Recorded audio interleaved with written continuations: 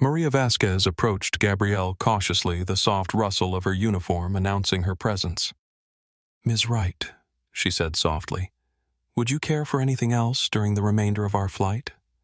The question was simple, but the subtext was clear. Maria was demonstrating proper service while also tacitly acknowledging that she recognized her own failure to intervene earlier. "Just water, thank you," Gabrielle replied, then added, "And Maria, I'd appreciate a word with you before we land." Maria nodded, her expression revealing both anxiety and resignation. "Yes, ma'am. Of course."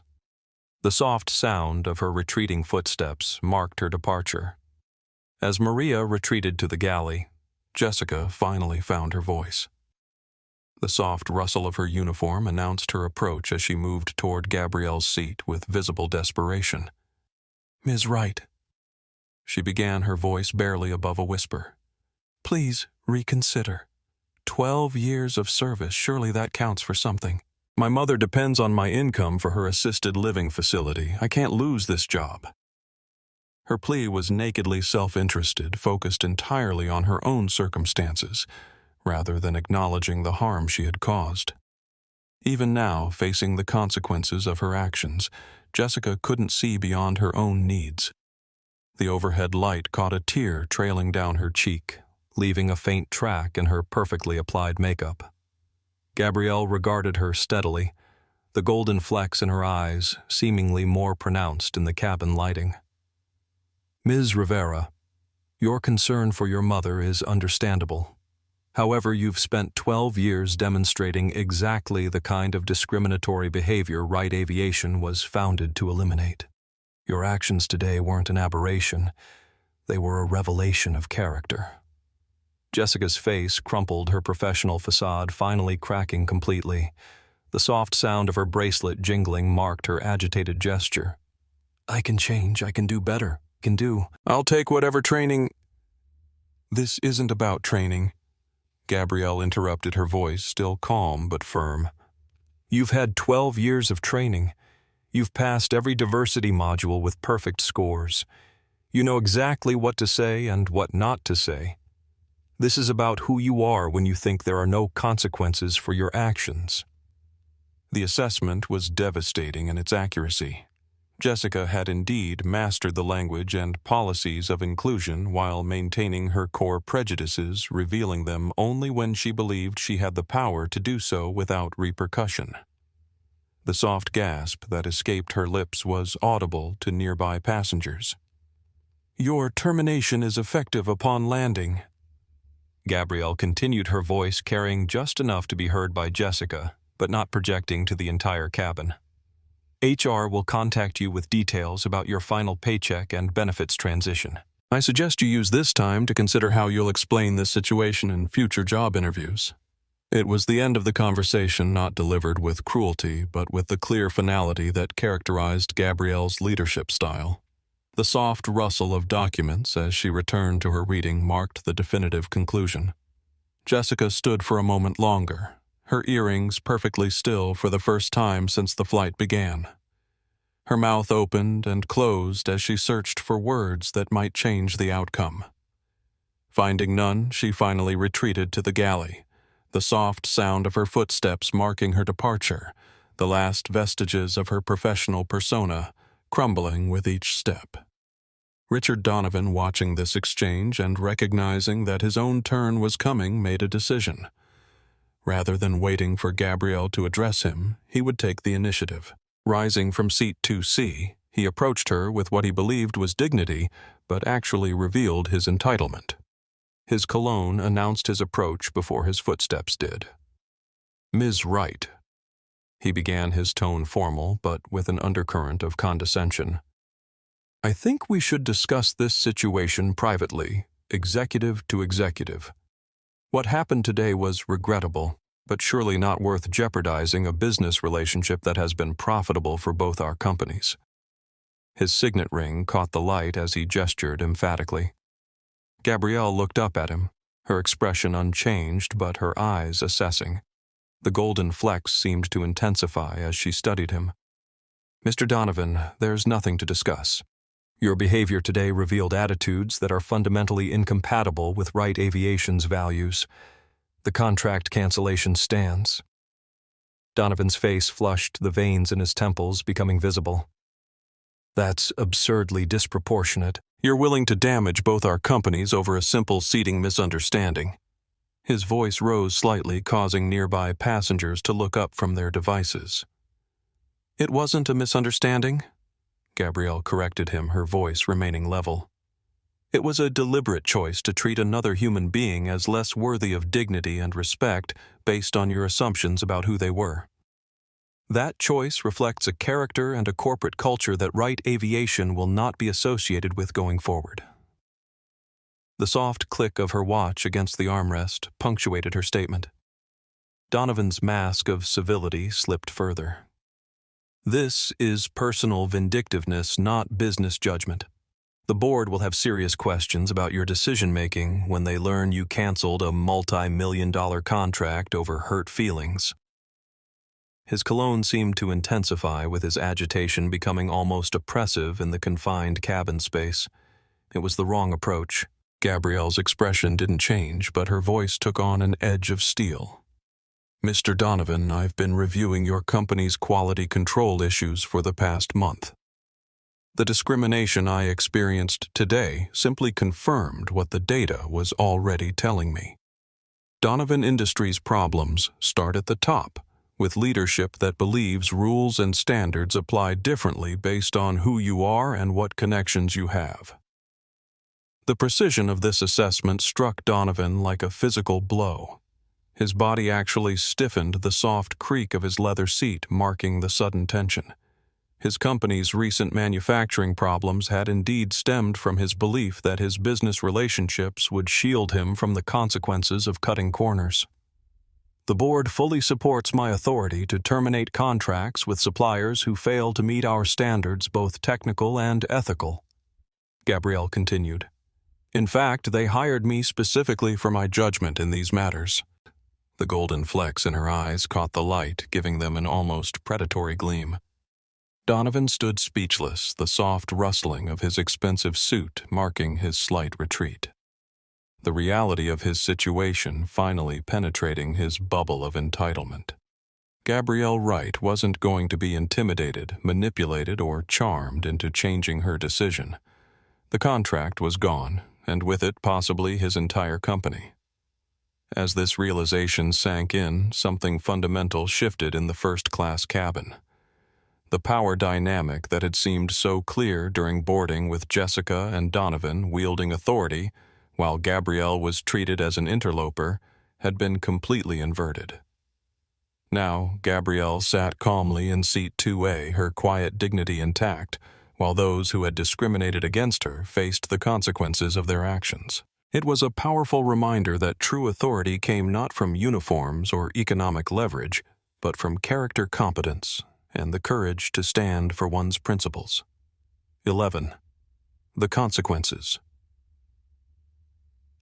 1,000 words. As the aircraft began its initial descent, the weight of consequences settled heavily on those who had participated in the discrimination. The gentle change in engine pitch signaled their approach to the destination. Jessica moved through the cabin like a ghost, performing her duties mechanically while avoiding eye contact with passengers who had witnessed her behavior. Her once confident stride had been replaced by hesitant movements, her earrings no longer jingling with her subdued motions. Donovan sat rigidly in seat 2C, his phone continuously buzzing with increasingly urgent messages from his executive team as news of the contract cancellation spread through Donovan Industries. The sharp vibrations against the tray table created a staccato rhythm that matched his mounting anxiety. Each message brought worse news than the last, board members demanding explanations, the CFO calculating survival scenarios, the stock price already beginning to slide as rumors spread through the financial markets. Gabrielle maintained her composed observation, noting how the cabin atmosphere had transformed. The soft rustle of documents as she returned them to her briefcase marked the completion of her work for this flight. Passengers who had remained silent during the earlier discrimination now watched Jessica with obvious disapproval. Those who had spoken up, like Angela Porter and Emma Rodriguez, carried themselves with the quiet confidence of people who had stood on the right side of a moral line. The revelation of Gabrielle's identity had changed everything, not because she deserved better treatment as CEO than as an ordinary passenger, but because her position gave her the power to enforce consequences that most victims of discrimination never got to see. The steady hum of the engines seemed to underscore this reality that justice often depended on power, a truth that made Gabrielle's responsibility all the more significant. Maria Vasquez approached Gabrielle's seat as requested. The firm rustle of her uniform announced her arrival. "You wanted to speak with me, Ms. Wright?" Gabrielle gestured to the empty seat beside her. "Please sit for a moment." The leather seat creaked softly as Maria complied. Maria sat, her hands clasped tightly in her lap, anxiety evident in her posture.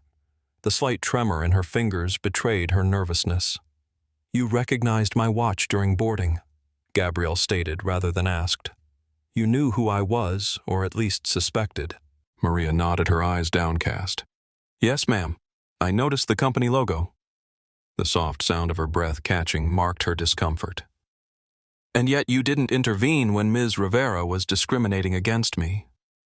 It wasn't an accusation, merely an observation, but Maria's face flushed with shame nonetheless. "No, ma'am, I didn't." Her uniform rustled as she shifted uncomfortably. Why not? The simple question hung in the air between them. Maria could have offered excuses, Jessica's seniority, fear of retaliation, the need to keep her job to support her father. Instead, she chose honesty. "I was afraid," she admitted, her voice barely above a whisper. "Jessica has power. She's reported crew members who challenge her. People get bad schedules, difficult routes." Her fingers twisted nervously in her lap. "I need this job for my father's medical care. But..." She looked up, meeting Gabrielle's gaze directly. "That's not a good enough reason." "I should have said something, done something. I'm sorry." Gabrielle studied her for a moment, the golden flecks in her eyes catching the light. "Fear is understandable, Maria. Economic vulnerability is real. But silence in the face of injustice enables that injustice to continue." "Yes, ma'am." Maria's voice was steady despite her obvious distress. "I understand if you need to terminate me as well." The sharp creak of the leather seat marked her slight straightening, as if preparing herself for the blow. Gabrielle shook her head slightly. "That's not my intention. What happened today wasn't just about individual actions, but about company culture. A culture where someone like Jessica felt empowered to discriminate while others felt too vulnerable to object. That's a structural issue that requires structural solutions." Maria looked up, surprise evident in her expression. The overhead light caught the moisture gathering in her eyes. "I'd like you to be part of those solutions," Gabrielle continued. "Starting next month, we're forming a frontline advisory committee on service culture. Crew members who interact directly with passengers representing the full diversity of our workforce. I'd like you to serve on that committee." The offer was unexpected, not punishment, but an opportunity to contribute to positive change. Maria's eyes widened, the soft gasp that escaped her lips barely audible above the engine noise. "You want me to help ensure that what happened today doesn't happen again," Gabrielle confirmed. "Your perspective as someone who recognized wrongdoing but felt unable to address it is valuable. We need to create systems where doing the right thing doesn't require exceptional courage or risking one's livelihood." Maria nodded slowly, processing the responsibility being offered. The crisp rustle of her uniform marked her straightening posture. "I won't let you down, Ms. Wright. This isn't about me," Gabrielle clarified. "It's about the company we're building together and the experience we provide for every passenger, regardless of who they are or who's watching." As Maria returned to her duties, the quick click of her shoes marking her departure, Gabrielle turned her attention to Michael Thompson, who had been observing from his position near the front of the cabin. She gestured for him to approach, the fluid movement of her hand barely perceptible. Officer Thompson, she acknowledged when he reached her seat. I'd like to commend your handling of the situation earlier. You showed good judgment in recognizing that there was no legitimate security issue, just discriminatory behavior masquerading as policy enforcement. The scar above his eye caught the light as he nodded in acknowledgement. Michael nodded respectfully, the heavy rustle of his uniform marking his slight bow. Thank you, Ms. Wright, though I should have been more direct from the beginning. You hesitated, Gabrielle agreed, but ultimately did what was right. That's more than many managed today. The gentle clink of ice in her water glass punctuated her statement. In my 15 years of aviation security, I've seen how security concerns are sometimes used to justify biased treatment. Michael admitted his fingers tapping his badge in that now familiar gesture. It's something I've become more aware of in recent years. Gabrielle studied him thoughtfully, the golden flecks in her eyes catching the light.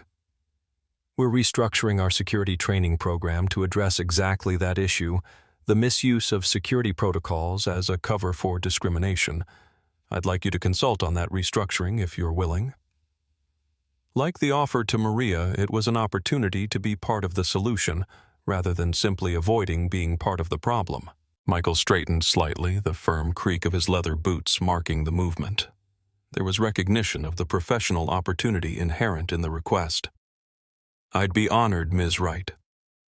As the plane continued its descent, the noticeable change in cabin pressure causing ears to pop throughout the aircraft, Gabrielle turned her attention to the passengers who had spoken up during the incident. She approached Angela Porter first, the subtle rustle of her suit marking her movement to the aisle. Ms. Porter, she said, acknowledging the woman who had been recording the discrimination. Thank you for documenting what happened today. It takes courage to stand up in these situations. The bright jingle of Angela's silver hoop earrings punctuated her nod of acknowledgement. Angela nodded, meeting Gabrielle's gaze with the recognition that comes from shared experience. As another black woman in business, I couldn't stay silent. I've been in similar situations too many times. Her earrings caught the light as she tilted her head slightly. I understand you're in marketing, Gabrielle noted, having overheard Angela's earlier conversation with another passenger. Yes, brand strategy for consumer tech companies. Angela confirmed, the crisp rustle of her blazer marking her slight shift in posture. Gabrielle reached into her suit pocket and extracted a business card, simple, elegant, with just her name and contact information. The sharp sound of the card sliding from her pocket was barely audible. Wright Aviation's marketing department is developing a campaign focused on inclusive travel experiences. Your perspective would be valuable. If you're interested, contact my office next week. Angela accepted the card with a nod of appreciation, the gentle brush of her fingers against the premium cardstock marking the transaction.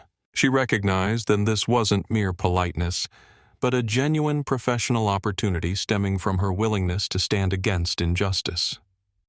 Next, Gabrielle approached Emma Rodriguez, the teenage passenger who had spoken up with such moral clarity. Young lady, she said warmly, I want to thank you for your courage earlier. Speaking up when adults are behaving badly isn't easy. The quick creak of Emma's seat marked her straightening posture in response to the recognition. Emma blushed slightly, her fingertips tapping nervously against her phone screen. My mom always says silence is the same as agreement, and I didn't agree with how they were treating you. Your mother has taught you well, Gabrielle observed. What are you interested in studying when you finish school? The steady hum of the engines provided a background to their conversation. Business, actually, Emma admitted. I want to start a company someday that does good things while making money. Is that possible? Her youthful earnestness was evident in the slight lean forward as she asked the question. Gabrielle smiled, her first genuine smile of the flight.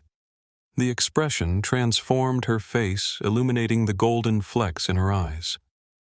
Not only possible but necessary, Wright Aviation offers scholarships for young people interested in aviation business careers. Here's my card. Have your mother contact my office if you'd like to learn more about our internship programs for high school students." Emma's eyes widened as she accepted the card, the excited gasp of her surprise barely audible above the cabin noise. "Thank you, Ms. Wright, I will—" The rapid tap-tap-tap of her fingers resuming on her phone screen marked her immediate documentation of the opportunity. The Morgans received similar recognition for their eventual intervention, though Gabrielle gently noted that earlier action might have changed the course of events significantly. It was a reminder that moral responsibility didn't diminish with age or status.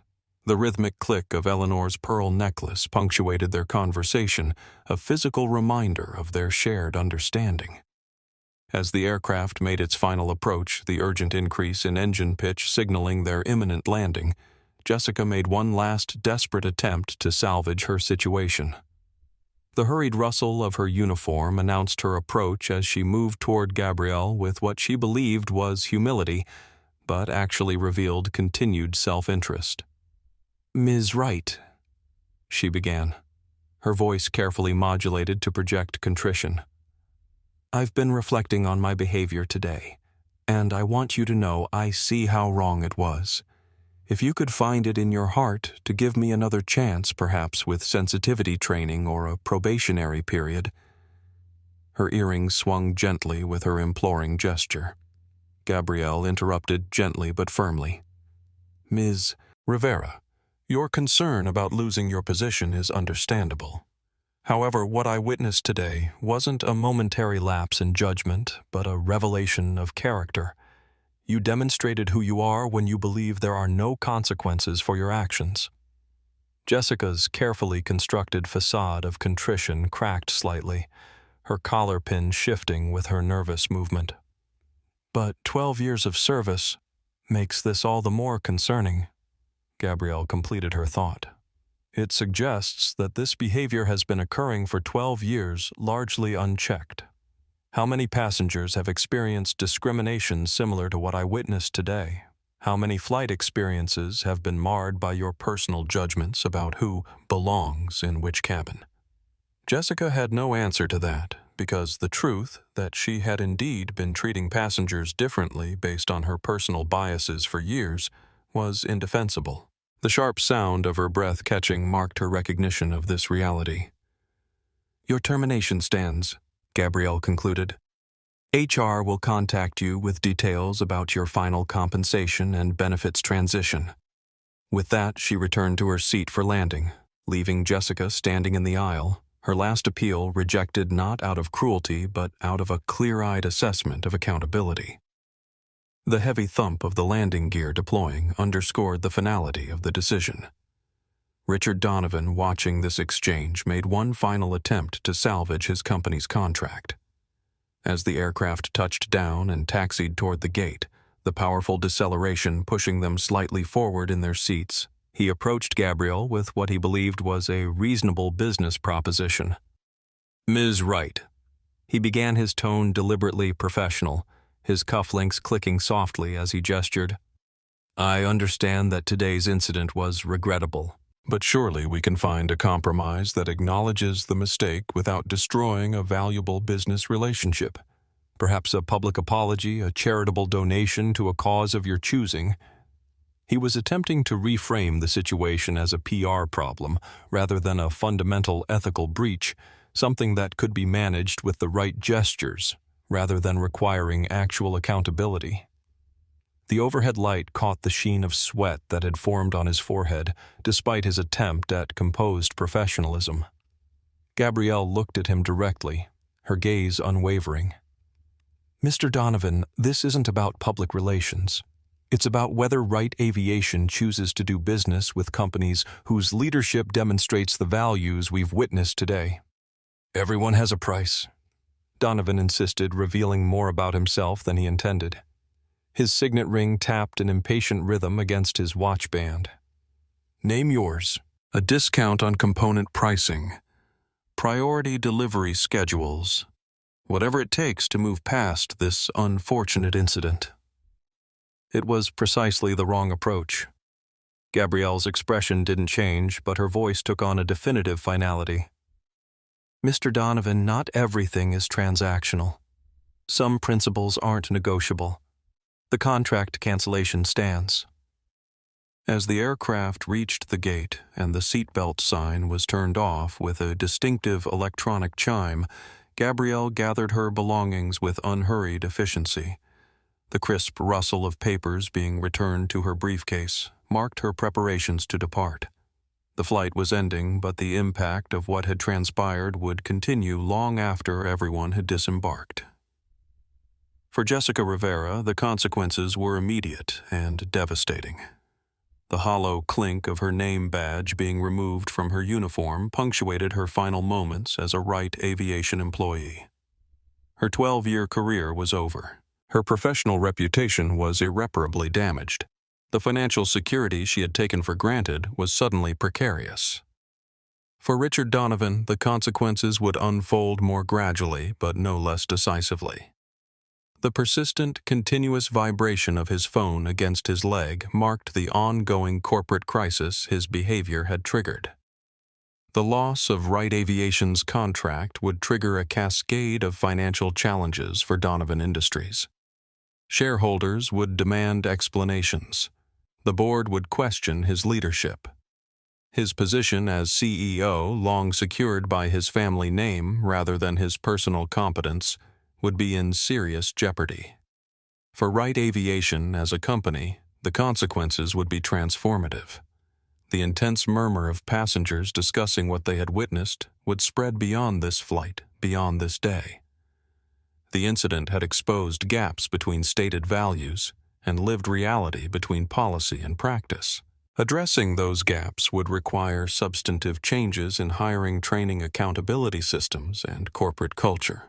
As Gabrielle prepared to disembark, she reflected on the broader significance of what had occurred. Today's flight had been a microcosm of larger societal challenges. The persistence of discrimination, the economic fears that often silenced potential allies, the entitlement that allowed some to believe rules applied differently based on who you were. But it had also demonstrated how accountability, when properly applied, could begin to address these challenges. Not through performative gestures or empty policies, but through clear consequences for actions that violated fundamental principles of human dignity and respect. That was the legacy Gabrielle intended to leave at Wright Aviation, not just a successful company, but one that contributed to a more just and equitable world. Today's flight, painful as it had been to experience personally, had provided valuable insight into how much work remained to be done. As she walked toward the exit, the firm sound of her heels on the cabin floor marking her departure, Gabrielle nodded respectfully to Captain Ramirez, who stood at the cockpit door. "Thank you, Captain, for everything." Ramirez straightened slightly, the sharp rustle of her uniform marking her movement. She acknowledged both the gratitude and the implicit recognition of her intervention during the flight. "Just doing my job, Ms. Wright." "No," Gabrielle corrected gently, the golden flecks in her eyes catching the light one final time. "You were doing what was right." "There's an important difference." With that, she disembarked, leaving behind a cabin forever changed by her presence and the accountability she had brought with her. 12. Justice and Recognition 2,000 Words. The aftermath of Flight 247 rippled through Wright Aviation like a stone dropped in still water. By the time Gabrielle Wright reached her office the following Monday morning, the incident had transformed from a personal experience of discrimination to a watershed moment for the company's culture. The steady hum of the executive floor's climate system provided a backdrop to the unusual quiet that had settled over the normally bustling headquarters. The executive meeting room was filled to capacity, every leadership team member present as requested. The occasional soft clearing of throats punctuated the silence as they awaited their CEO's arrival. The tension was palpable, not from fear of arbitrary punishment, but from the recognition that their CEO had personally experienced discrimination on one of their flights, revealing a gap between the company's stated values and its lived reality. The rhythmic click of keyboards had ceased entirely, the usual pre-meeting chatter replaced by thoughtful silence. Gabrielle entered precisely at 8 a.m., the decisive sound of the door closing behind her, marking her arrival. She was dressed in her characteristic style, professional, elegant, but without ostentation. The jasmine notes of her perfume provided a subtle counterpoint to the room's tension. She carried herself with the same quiet dignity she had maintained throughout the flight, neither diminished by the discrimination she had faced, nor elevated by the power she wielded in response. "Good morning," she began, taking her place at the head of the table. The precise rustle of her suit as she sat punctuated the silence. "I appreciate everyone's presence on short notice. We have important matters to discuss regarding the culture and operations of Wright Aviation." She briefly recounted the events of Flight 247, describing both the discrimination she had experienced and the responses of various crew members and passengers. Her account was factual rather than emotional, focused on observations rather than interpretations.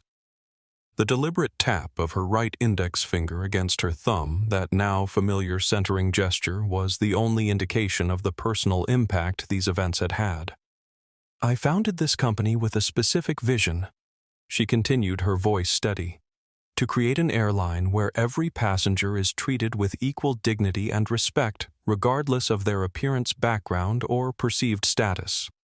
Friday's flight demonstrated that we have significant work to do to make that vision a reality."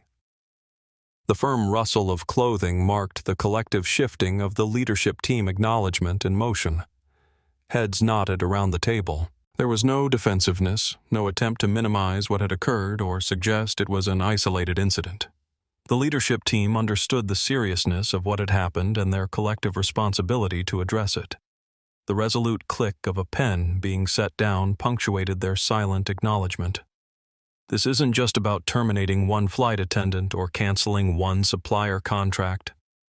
Gabrielle emphasized, the golden flecks in her eyes catching the light. Those were necessary responses to specific behaviors, but they don't address the underlying issues that allowed those behaviors to develop and persist unchecked. She outlined a comprehensive action plan that had been developed over the weekend, not just a reactive response to a single incident, but a proactive strategy to transform Wright Aviation's culture from the ground up. The decisive tap of her finger against a tablet screen marked the transition to the detailed presentation. "First, we're revising our hiring processes to better screen for genuine commitment to inclusive service, not just technical qualifications or performative agreement with diversity statements." HR executives nodded, the brisk rustle of their clothing marking their movement. They were already considering how to implement this directive, minds racing, with possibilities for behavioral interviewing techniques and scenario-based assessments. Second, we're overhauling our training programs to focus on practical scenarios and ethical decision-making rather than abstract principles or compliance checkboxes. The training director made notes rapidly, the deliberate scratch of pen against paper marking her engagement. She recognized both the challenge and the opportunity in this directive, moving beyond traditional check-the-box diversity training to something that would genuinely change behavior. Third, we're establishing a frontline advisory committee composed of crew members who interact directly with passengers daily. They'll report regularly on service culture issues with direct access to leadership without fear of retaliation. This announcement generated particular interest, the concentrated murmur of approving whispers rippling through the room.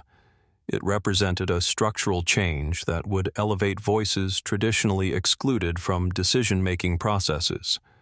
The purposeful tap of fingers against tablets marked the noting of this significant development. Fourth, we're implementing a comprehensive accountability system with clear consequences for discriminatory behavior, regardless of an employee's seniority or technical competence. The legal team exchanged glances, the quick rustle of their clothing marking their subtle communications. They were already considering how to structure this system to be both fair and effective, balancing due process with clear consequences. Finally, and perhaps most importantly, we're launching a company-wide conversation about what it truly means to embody Wright Aviation's values, not just in official communications or when executives are watching, but in every interaction with every passenger every day. The sharp click of her watch against the table punctuated this final point. Gabrielle paused, letting the significance of these changes sink in. The persistent hum of the climate system filled the momentary silence. Then she addressed the unspoken question in the room. You may be wondering why I didn't identify myself immediately when the discrimination began. Why I allowed the situation to unfold rather than using my position to prevent it. Her right index finger tapped twice against her thumb, that subtle centering gesture now recognized by everyone present. She looked around the table, making eye contact with each executive. The collective rustle of clothing marked their attention, all eyes focused on their CEO. I conduct these incognito inspections precisely to see how our employees behave when they don't know who's watching, when they're making decisions based on their own values rather than external oversight. What I witnessed on Friday wasn't just one employee's bias. It was a reflection of gaps in our hiring, training, and accountability systems that allowed that bias to manifest unchecked. This perspective shifted the focus from individual blame to collective responsibility, not excusing Jessica Rivera's behavior, but recognizing that it had flourished within an organizational context that each person in the room had helped create. The thoughtful sighs punctuated this realization. As leaders, Gabrielle continued, we're responsible not just for stating values, but for building systems that ensure those values are lived in practice. Friday's flight showed us that we have significant work to do in that regard. The golden flecks in her eyes caught the light as she gazed around the table. The meeting continued for 3 hours with detailed discussion of implementation strategies for each aspect of the action plan. The persistent scratch of pens on paper, tap of fingers on tablets, and occasional clink of water glasses marked the productive exchange of ideas. By the time it concluded, Wright Aviation had charted a new course, not just responding to a single incident, but committing to fundamental changes in how the company operated. As the executives filed out the brisk rustle of their clothing and click of their shoes marking their departure, Gabrielle asked Captain Isabella Ramirez to remain behind. The captain's uniform rustled crisply as she complied, standing at parade rest near the conference table. Once they were alone, Gabrielle's formal demeanor softened slightly. Isabella, she said, using the captain's first name for the first time that day. I wanted to thank you personally for your intervention on Friday's flight. You demonstrated exactly the kind of leadership I hope to foster throughout Wright Aviation. Ramirez nodded, accepting the acknowledgement with professional grace. Her uniform badge caught the light as she shifted her stance slightly. I should have acted sooner, she admitted. When I first noticed the tension during boarding, I prioritized flight preparations over investigating the situation fully. You made a judgment call based on the information you had, Gabrielle responded. When you returned to the cabin and observed directly, you took appropriate action. That's what matters. The purposeful tap of her finger against the conference table punctuated her assessment. What will happen to Wilson? Ramirez asked, referring to her co-pilot who had remained silent despite overhearing the discrimination during boarding. Her voice carried genuine concern for her colleague despite his failure. He'll be required to complete additional ethics training, Gabrielle replied. But more importantly, he'll participate in developing new guidelines for cockpit crew responsibility regarding passenger discrimination. His experience recognizing wrongdoing but feeling unable to address it is unfortunately common and needs to be part of our solution. The subtle rustle of papers as she gathered her notes marked the practical nature of this approach. Ramirez nodded, appreciating the balance of accountability and educational opportunity. The slight creak of her leather shoes marked her shift in posture. I'm promoting you to Director of Flight Operations, Gabrielle continued, moving to the next matter at hand. You've been on my radar for this position for some time, and Friday's events only confirmed what I already knew about your character and judgment. Ramirez's eyes widened slightly, the overhead light catching the surprise in her expression. The position represented a significant advancement in her career trajectory, with broader responsibility for flight standards across Wright Aviation's entire fleet. The sharp intake of her breath marked her momentary loss of professional composure. "Thank you, Ms. Wright. I'm honored by your confidence."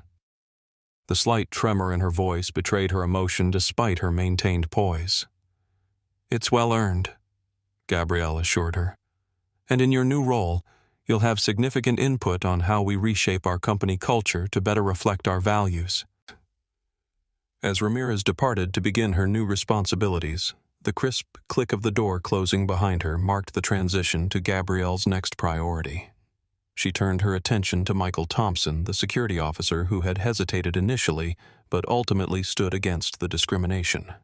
He had been invited to a meeting regarding the security training restructuring she had mentioned during the flight. "Officer Thompson," Gabrielle greeted him. "Thank you for coming." The firm rustle of his uniform marked his slight bow of acknowledgement. "As I mentioned on Friday, we're overhauling our security training to address how protocols can be misused to justify biased treatment." Michael nodded, his expression serious. The scar above his eye caught the light as he shifted position. "It's an issue I've observed throughout my career. Security concerns are sometimes invoked selectively depending on who's involved." "Exactly," Gabrielle agreed. "And I'd like you to lead the team developing our new training approach. Your experience and perspective would be invaluable." The definitive tap of her finger against the tablet screen punctuated her offer. Like the offer to Ramirez, it represented both recognition of Thompson's integrity and an opportunity to create positive change within the organization. The heavy creak of his leather holster marked his straightening posture in response. "I appreciate the opportunity," Thompson said. "I've had ideas about this issue for years, but rarely had a platform to implement them." The subtle tapping of his fingers against his badge had stopped entirely, a physical sign of his newfound confidence. "Now you do," Gabrielle assured him. "And I expect you to be candid about what you've observed even when it's uncomfortable for us to hear." That afternoon, Gabrielle met with Maria Vasquez regarding the Frontline Advisory Committee. The brisk rustle of Maria's uniform announced her arrival as she entered Gabrielle's office. She had arrived nervous but determined, carrying a notebook filled with observations and suggestions based on her 3 years of flight experience. The rapid flutter of pages as she adjusted her grip betrayed her anxiety. "Ms. Wright," she began hesitantly, "I've been thinking about what you said regarding crew members who recognize wrongdoing but feel unable to address it. That describes so many of us." The quick tap of her fingers against her notebook punctuated her statement. Gabrielle nodded encouragingly. "Tell me more." The golden flecks in her eyes caught the light, revealing genuine interest. Maria's anxiety diminished as she shared her insights about the informal power dynamics among crew members, about the economic vulnerabilities that often silenced potential whistleblowers, about the subtle ways discrimination manifested in service delivery. The rhythmic rustle of pages being turned marked her progression through carefully prepared notes. "What would have made it easier for you to speak up on Friday's flight?" Gabrielle asked, genuinely interested in Maria's perspective. The deliberate tap of her finger against her desk marked the importance of this question. "A clear, safe reporting channel," Maria replied without hesitation, her previous nervousness replaced by passionate conviction. "If I'd had a way to alert someone about what was happening without confronting Jessica directly, someone with authority who could intervene without revealing who reported the issue, I would have used it immediately." The firm thump of her hand on the notebook emphasized her point. It was exactly the kind of practical insight Gabrielle had hoped for, something that couldn't be derived from executive-level discussions, but required the perspective of someone on the front lines. The appreciative nod of her head marked her recognition. "That's precisely why this committee is so important," Gabrielle affirmed. "You understand challenges that might not be visible from leadership positions." By the end of their meeting, Maria had been named co-chair of the Frontline Advisory Committee with responsibility for recruiting diverse representatives from throughout Wright Aviation's cabin crew ranks. The resolute click of Gabrielle's pen as she signed the official authorization marked this significant promotion. Later that week, Gabrielle fulfilled her promise to Angela Porter, the passenger who had documented the discrimination on Flight 247. Over lunch at Wright Aviation's headquarters, they discussed the marketing campaign focused on inclusive travel experiences. The rhythmic clink of silverware against fine china provided a backdrop to their conversation. "The challenge," Angela explained, her silver hoop earrings catching the light as she gestured emphatically, "is avoiding performative diversity that merely checks boxes while actually addressing the real pain points that marginalized travelers experience." Gabrielle nodded in agreement, the golden flecks in her eyes catching the light. "Exactly. I don't want advertising that presents an idealized version of inclusive travel that doesn't match the actual passenger experience." "What if the campaign was built around accountability?" Angela suggested, the sharp tap of her finger against the table marking her excitement. "Not promising perfection, but committing to addressing issues when they arise. That honesty would differentiate Wright Aviation from competitors who make vague promises about inclusion without specific commitments." The conversation continued, two Black women in business sharing insights drawn from personal experience as well as professional expertise. The melodic clink of coffee cups being refreshed punctuated their exchange of ideas. By the end of lunch, Angela had been offered a consulting contract to help shape Wright Aviation's marketing approach, not as a token diverse voice, but as a strategic partner with valuable perspective. Emma Rodriguez, the teenage passenger who had spoken up with such moral clarity, received a formal letter inviting her to apply for Wright Aviation's high school internship program.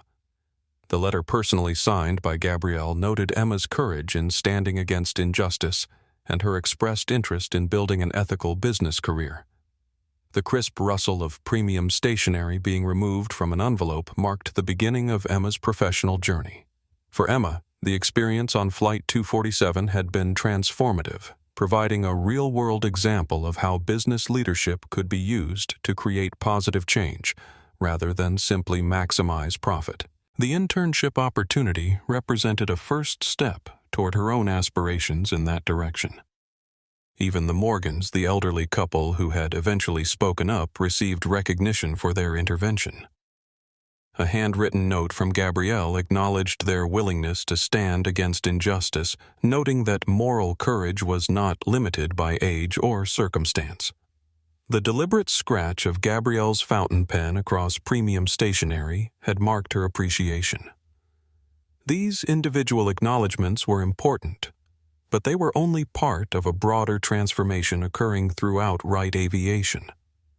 The incident on Flight 247 had catalyzed changes that might otherwise have taken years to implement, creating a company where stated values were increasingly matched by lived reality.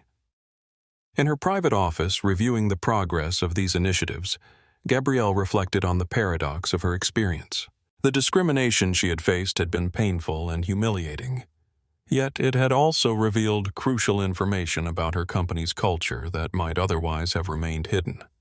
That revelation, painful as it was, had created an opportunity for meaningful change, not just punishment for individual wrongdoing, but transformation of the systems that had allowed that wrongdoing to flourish. For Gabrielle Wright, that was the essence of effective leadership, using even negative experiences as catalysts for positive change, holding individuals accountable while also addressing the organizational contexts that shaped their behavior, and most importantly, ensuring that the company she had built truly reflected the values that had inspired its creation.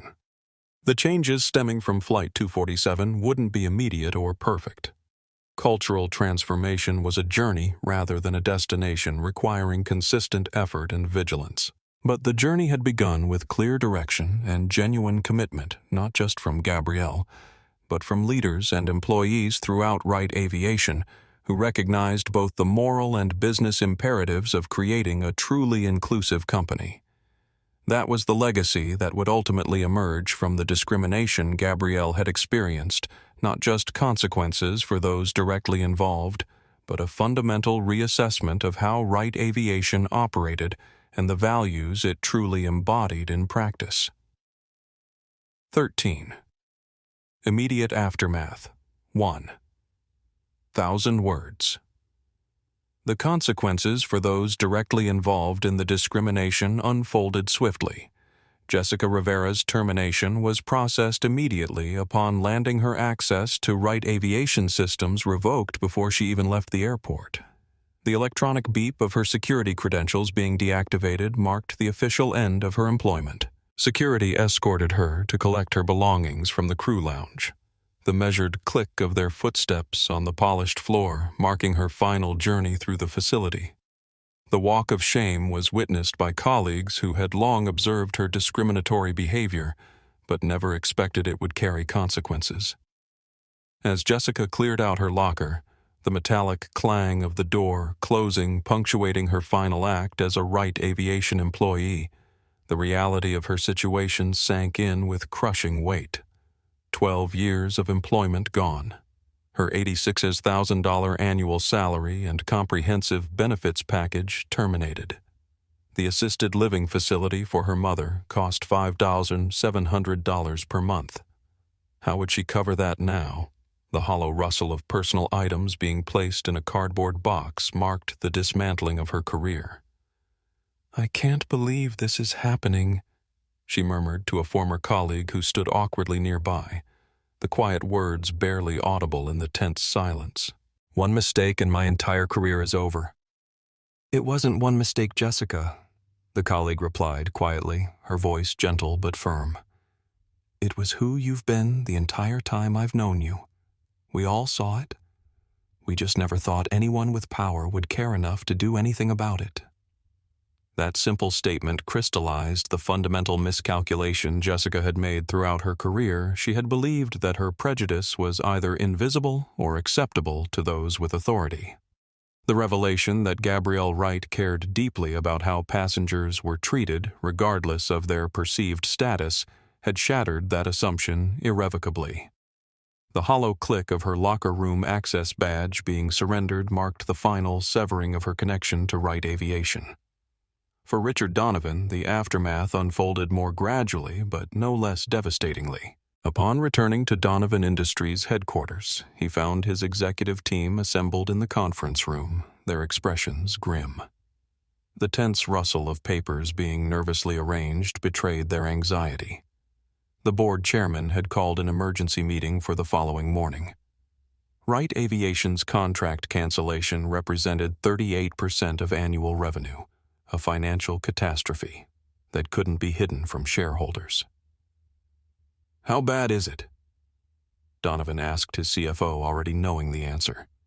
His signet ring clicked rapidly against the polished conference table, betraying his agitation. "Terminal unless we find replacement contracts immediately," the financial officer replied bluntly, the harsh rustle of spreadsheets marking his grim assessment. "Our stock will drop at least 40% when this news breaks. We'll need to begin layoffs within 30 days. The banks will call our loans when they see the quarterly projections." Donovan sank into his chair, the heavy leather creaking under his weight. The full implications of his behavior on Flight 247 finally penetrated his consciousness. His entire business empire, inherited from his father and maintained through connections rather than innovation, was collapsing because he couldn't accept a black woman sitting in his seat on an airplane. The defeated tap of his signet ring against his watch band had slowed to a resigned rhythm.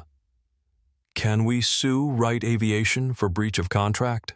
he asked desperately, his voice lacking its usual confident edge. The general counsel shook his head, the brisk rustle of legal documents marking his negative assessment. "The contract includes a moral conduct clause that allows them to terminate if our leadership engages in behavior contrary to their corporate values. Discrimination is explicitly mentioned. They're on solid legal ground." "What about my personal reputation?" Donovan demanded, his cufflinks clicking rapidly as he gestured in agitation. "Can we prevent details of the incident from becoming public?" Multiple passengers were recording. The PR director explained the decisive tap of her stylus against a tablet punctuating her assessment. One video is already circulating on social media. We can try to control the narrative, but we can't suppress the information entirely. The reality was inescapable. Richard Donovan had destroyed his company and potentially his career through a single instance of discriminatory behavior, or rather through the revelation of biases he had harbored and expressed throughout his life, finally directed at someone with the power to impose consequences. The angry thump of his fist against the conference table marked his belated recognition of this fact. For Wright, aviation employees, the aftermath of Flight 247 brought a mixture of anxiety and hope. The intense hum of conversation throughout the headquarters carried both emotions simultaneously. The anxiety stemmed from uncertainty about how far the accountability measures would extend, who else might lose their position due to past behavior similar to Jessica's. The hope came from the recognition that the company's stated values were being meaningfully enforced rather than remaining mere words on a mission statement. This mixture was evident in the company-wide communication Gabrielle sent the Monday following the incident. The synchronized ping of thousands of email notifications across the company marked its arrival. The message was direct and unsparing in its assessment of what had occurred, but it also focused on structural changes rather than individual blame. What happened on Flight 247 wasn't just one employee's failure, but a reflection of gaps in our hiring, training, and accountability systems. Moving forward, Wright, Aviation will implement comprehensive changes to ensure our actual passenger experience matches our stated commitment to treating everyone with equal dignity and respect. The message outlined the specific initiatives being launched, from revised hiring processes to the Frontline Advisory Committee, emphasizing that these changes weren't punitive but constructive, designed to build a stronger company that truly lived its values rather than merely claiming them. For most employees, this framing transformed anxiety into engagement. The energetic hum of conversation shifted from worried whispers to productive exchanges. Rather than fearing arbitrary punishment for past mistakes, they saw an opportunity to participate in meaningful improvement of the company culture. The Frontline Advisory Committee received over 200 applications within the first week, the steady electronic chime of submissions marking the enthusiastic response from crew members eager to contribute their perspectives to this transformation. For the passengers who had witnessed the discrimination on Flight 247, the aftermath brought a sense of resolution that discrimination victims rarely experienced. Angela Porter received regular updates on Wright Aviation's marketing transformation, along with a formal consulting contract to contribute her expertise to that process. The resolute rustle of the premium paper contract being signed marked the beginning of this professional partnership. Emma Rodriguez proudly shared her internship invitation with her social studies class, using it as the basis for a presentation on corporate social responsibility. The surprised gasps of her classmates punctuated her account of meeting a billionaire CEO and standing against injustice. Even the Morgans found meaning in the experience, sharing the story with friends in their retirement community and emphasizing the importance of speaking up against injustice regardless of age. "You're never too old to stand for what's right," Harold told a neighbor who asked about the incident. "And sometimes your voice makes more difference than you might expect." For Captain Isabella Ramirez, the aftermath brought new responsibilities as Director of Flight Operations, with authority to reshape training and accountability systems for all Wright Aviation pilots. The authoritative click of her new office door closing marked her entrance into senior leadership. Her first initiative was a mandatory session on crew responsibility during incidents of passenger discrimination, using Flight 247 as a case study while protecting the identities of those involved. Michael Thompson began developing the revised security training program, drawing on his 15 years of experience to address how bias could influence the application of safety protocols. The deliberate scratch of his pen across a whiteboard marked the development of new training scenarios. His first presentation to Wright Aviation's security team was titled "Safety Without Prejudice, Maintaining Security While Ensuring Dignity for All Passengers." Maria Vasquez embraced her co-chair role on the Frontline Advisory Committee, collecting perspectives from crew members throughout the Wright Aviation network and synthesizing them into actionable recommendations. The purposeful tap of her fingers on her tablet marked her documentation of these diverse voices. Her experience on Flight 247, recognizing wrongdoing but feeling unable to address it, informed the committee's first major initiative, an anonymous reporting system for crew members to flag discriminatory behavior without fear of retaliation. These immediate aftermath activities represented just the beginning of Wright Aviation's transformation, the first steps in a journey toward becoming a company where stated values were consistently matched by lived reality, where every passenger truly received equal respect regardless of appearance or perceived status, and where employees at all levels felt empowered to uphold those values even when no executives were watching. 14. Epilogue. 1,000 words. 6 months after the events of Flight 247, the ripple effects continued to spread through lives and organizations forever changed by that single journey.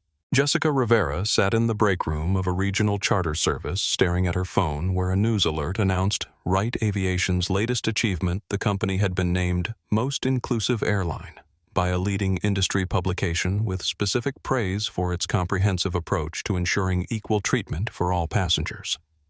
The persistent ping of new message notifications provided a counterpoint to her thoughts. The article mentioned the watershed moment 6 months earlier that had catalyzed the company's transformation, a discriminatory incident that had revealed gaps between stated values and actual passenger experience. While Jessica wasn't mentioned by name, she recognized herself in the carefully anonymized description of a senior flight attendant whose treatment of passengers revealed unconscious bias that had gone unchecked for years. The bitter sigh that escaped her lips was barely audible in the quiet break room. Her new position paid less than half what she'd earned at Wright Aviation. The benefits were minimal, covering only basic health care with no vision or dental. Her mother had been moved to a state-subsidized facility that provided adequate but far less comfortable care than her previous arrangement. The stiff rustle of her uniform polyester, now not the premium wool blend of Wright Aviation, marked her diminished professional status. More painfully, Jessica's professional standing had collapsed completely. Once respected as a senior flight attendant with valuable experience, she was now relegated to the industry's margins, working routes no one else wanted for a company that represented a significant step backward in her career. The harsh creak of the plastic break room chair beneath her weight seemed to mock her former first-class status. "You should be thankful you found any aviation position," her new supervisor had told her bluntly during hiring the harsh fluorescent break room lights, emphasizing his unsympathetic expression. "Most airlines won't touch you after what happened at Wright." The most difficult aspect wasn't the financial consequences, but the way the incident had forced Jessica to confront truths about herself she had long avoided. In quiet moments of painful honesty, she had to acknowledge that her behavior on Flight 247 hadn't been an aberration, but a revelation of attitudes she had harbored throughout her career, attitudes that had harmed countless passengers who lacked Gabrielle Wright's power to impose consequences. The irritated tap of her fingernail against her phone screen marked her discomfort with this realization. That recognition brought no redemption or growth, just the bitter understanding that she had sabotaged her own career through biases she still struggled to acknowledge fully, even to herself. The mechanical hum of the break room refrigerator provided a backdrop to her regrets. For Richard Donovan, the aftermath had been equally devastating, but with an unexpected turn. Donovan Industries had indeed lost 42% of its stock value when Wright Aviation's contract cancellation became public. The formal rustle of resignation papers marked his forced departure from the company his father had built. The board had demanded his resignation, installing a new CEO focused on rebuilding the company's reputation and client relationships. The story of how Donovan had lost a multi-million-dollar contract through discriminatory behavior spread throughout the industry, making him a case study in how personal prejudice could translate into business catastrophe. The abrupt click of connections being severed marked his social isolation, as former associates distanced themselves, unwilling to be tainted by association with such a public failure. Yet from this professional collapse came something unexpected, a genuine personal reckoning. Forced for the first time to examine the attitudes and assumptions that had shaped his behavior, Donovan began the painful process of confronting his own biases, not from virtue, but necessity, as he realized how thoroughly those biases had destroyed everything he valued. 6 months later, he was working with a diversity consultant, not for public rehabilitation, but for private understanding. The deliberate scratch of his pen on a journal marked his ongoing self-examination. "I lost my company because I couldn't see past my own prejudices," he admitted, during one session, his voice lacking its former arrogance. "I need to understand why not to save my career, but to avoid being that person anymore." It was a small step on a long journey, but it represented something few would have predicted: the possibility that consequences properly applied could catalyze genuine change, even in those who had seemed most resistant to it. The thoughtful rustle of pages turning in his personal journal marked this unexpected transformation. For Wright Aviation, the transformation had been comprehensive and ongoing. The energetic hum of activity throughout headquarters carried a renewed sense of purpose. The initiatives launched immediately after Flight 247 had expanded into a fundamental reassessment of how the company operated at every level. Hiring processes now included scenario-based evaluations of how candidates responded to diverse passengers. Training focused on practical application, rather than theoretical compliance. The Frontline Advisory Committee had direct input into service policies and practices. Most significantly, the company culture had shifted from passive non-discrimination to active inclusion, not just avoiding negative behaviors, but proactively ensuring that every passenger received equally excellent service, regardless of appearance or background. The purposeful click of keyboards throughout the company marked the ongoing documentation of this cultural transformation. The business results had been remarkable. Customer satisfaction scores increased by 24% in 6 months. Employee retention improved, particularly among diverse staff members who reported feeling more valued and respected. New clients were attracted by Wright Aviation's reputation for ethical leadership and consistent service quality.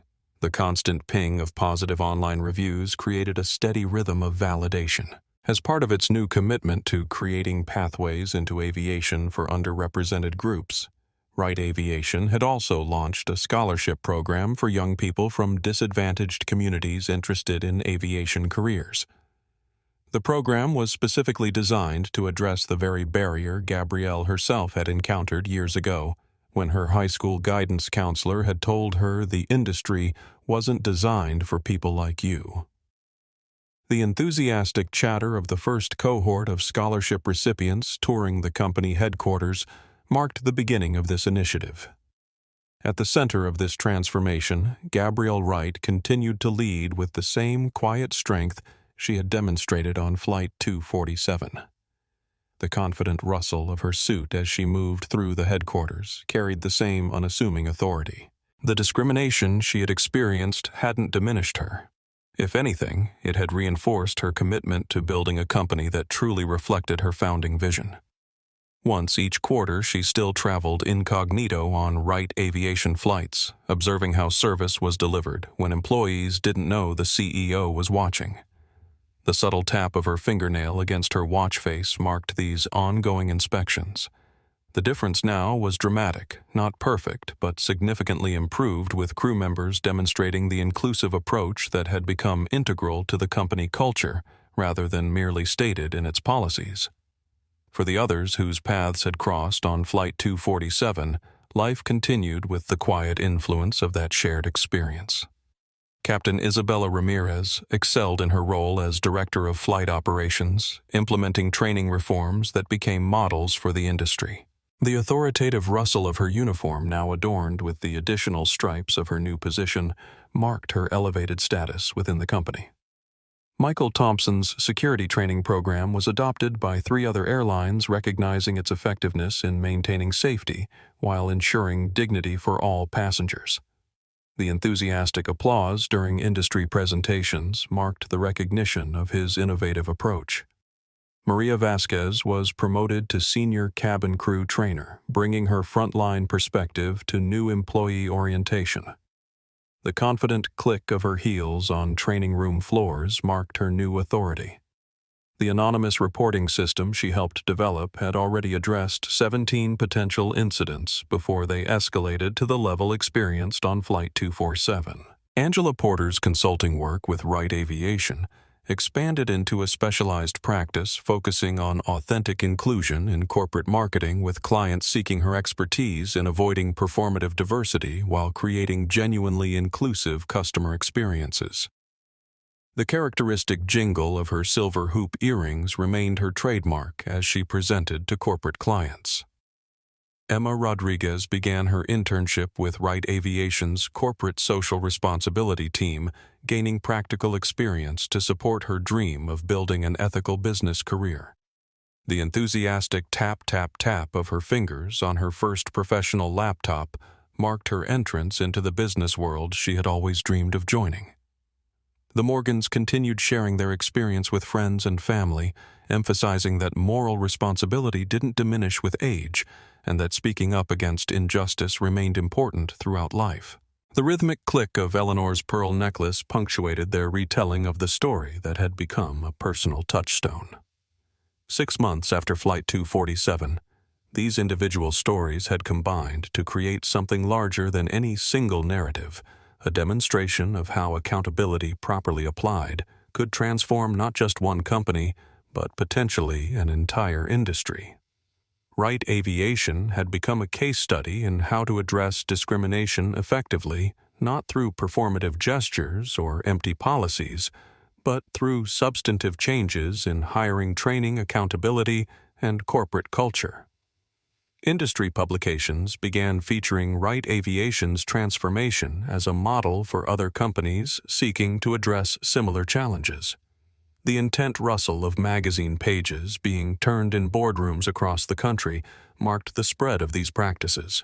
What made the approach particularly compelling was its holistic nature, recognizing that discrimination wasn't solved through one-off training sessions or public statements, but through comprehensive restructuring of how a company operated at every level.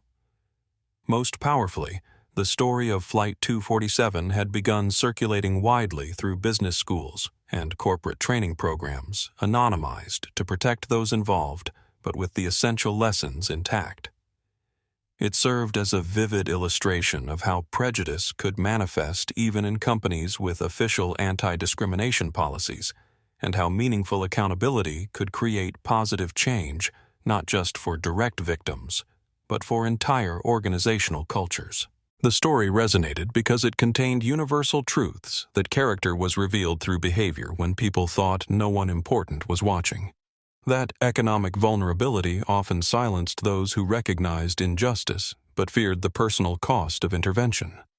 That true leadership involved holding firm to principles even when compromise might be more profitable in the short term. For Gabrielle Wright, watching her company's transformation unfold, the personal humiliation she had experienced on that flight had been transformed into something unexpectedly valuable, an opportunity to see her organization with clear eyes and address issues that might otherwise have remained hidden beneath polished corporate statements and official policies. The discrimination hadn't diminished her. It had ultimately strengthened both her resolve and her company. By responding not with vindictiveness but with principled accountability and structural reform, she had created something more powerful than punishment alone could achieve, a demonstration that organizations could evolve toward greater justice when their leaders truly committed to that journey.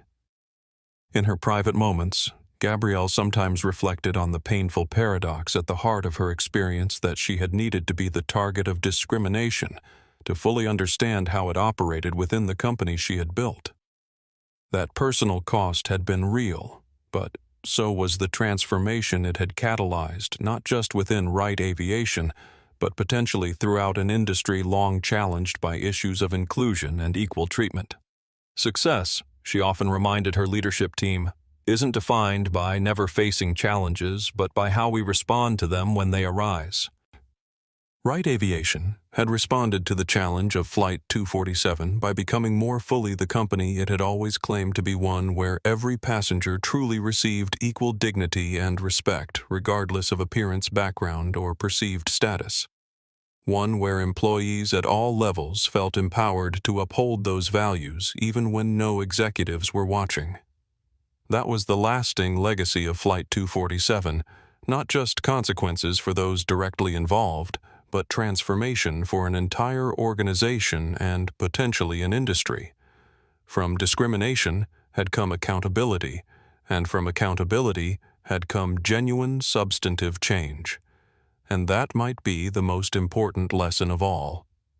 If you've found value in this story about standing up against discrimination, hit subscribe and comment justice below. Together, we can create a world where people are judged by their character, not by assumptions about who they are or where they belong.